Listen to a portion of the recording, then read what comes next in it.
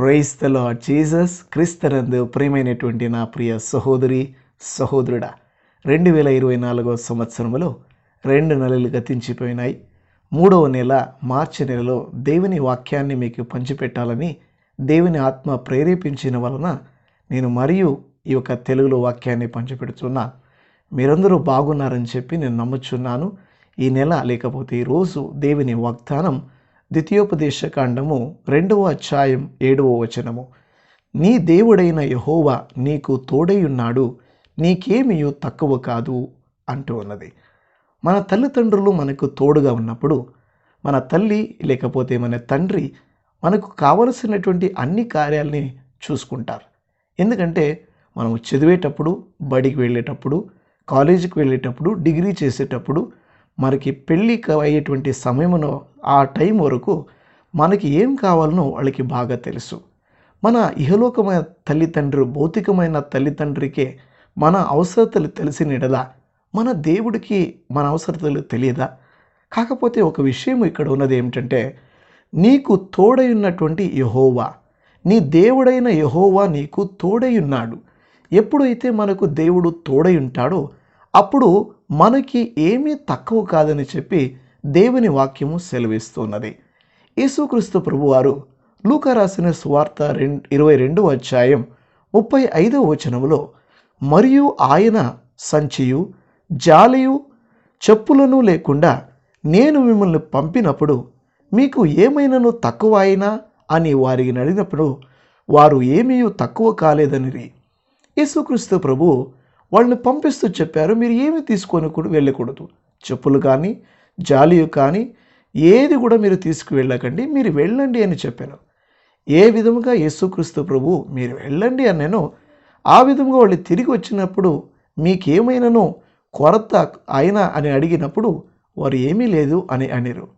ప్రియమైన వారలారా, దేవుని యొక్క ఆశీస్సులు, దేవుని యొక్క కృప, కాపుదల, దేవుని యొక్క తోడు మనకుండగా మనకి ఏది కూడా తక్కువ కాదా అని చెప్పి దేవుని వాక్యం సెలవిస్తున్నది. చాలామంది ఒక 5,000 పురుషులు వచ్చి కూడినటువంటి యొక్క సభ గురించి మనకందరికీ తెలుసు.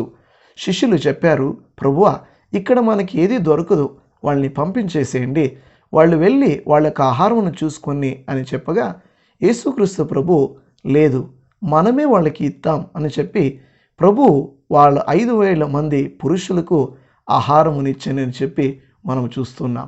ఒక విషయం, ఈ నెలలో మీకును మీ కుటుంబానికి దేవుడు తోడై ఉండిన ఎడల మీకు ఏమీ కొదవ కాదు అని చెప్పి దేవుని వాక్యం సెలవిస్తున్నది.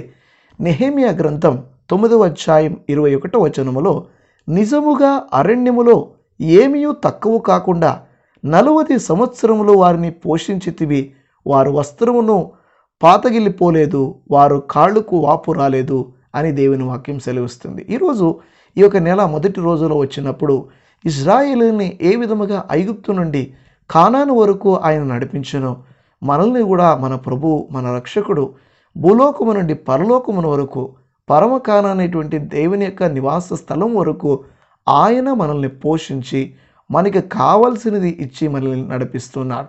ఈ వాక్యం వింటున్నటువంటి నా ప్రియ సహోదరి సహోదరుడా, మీరు ఏ విషయం కొరకు మీరు చింతింపకండి. మీ యొక్క ఆ పిల్లల బడి విషయంలో, ఒక ఎడ్యుకేషన్ విషయంలో కావచ్చు, ఫ్యామిలీ విషయంలో కావచ్చు, అప్పుల బాధల విషయంలో కావచ్చు, మీరు బాధపడకండి. ఎందుకంటే మీకు తోడుగా దేవుడు ఉన్నాడా అని చూసుకోండి. ఈ నెల దేవుడు మీకు మెండైన దీవెనలు అనుగ్రహించునుగాక. ఈ వాక్యము చొప్పున మీకును మీ కుటుంబానికి మెండైన దీవెనలు లభించునని చెప్పి నేను ప్రార్థన చేసుకున్నాం. ప్రియమైనటువంటి ప్రభువ, 2 నెలలు ఈ 2024 సంవత్సరంలో మేము గడిపితిమి. ఈ ఒక నెలలో మీ కృప, మీ కాపుదల మాకు దగ్గరగా ఉండుని అని చెప్పి ప్రార్థన చేస్తున్నాం.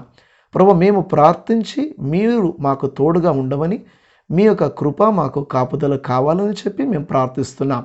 మేము ప్రార్థించి ఈ నెలలో మా జీవితాన్ని, మా కుటుంబాన్ని, మా పనుల్ని మేము ముందుకు పోతుండగా మీరు మాకు తోడుగా ఉండి మమ్మల్ని కరికరించమని, దీవించమని, ఈ నెలంతా మాకు తోడుగా ఉంటారని చెప్పి నమ్ముచు మా ప్రభు రక్షకుడైనటువంటి యేసుక్రీస్తు వారి పేరిట అడుగుచున్నాము తండ్రి.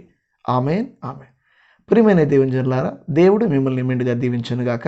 షలోమ్. Praise the lord.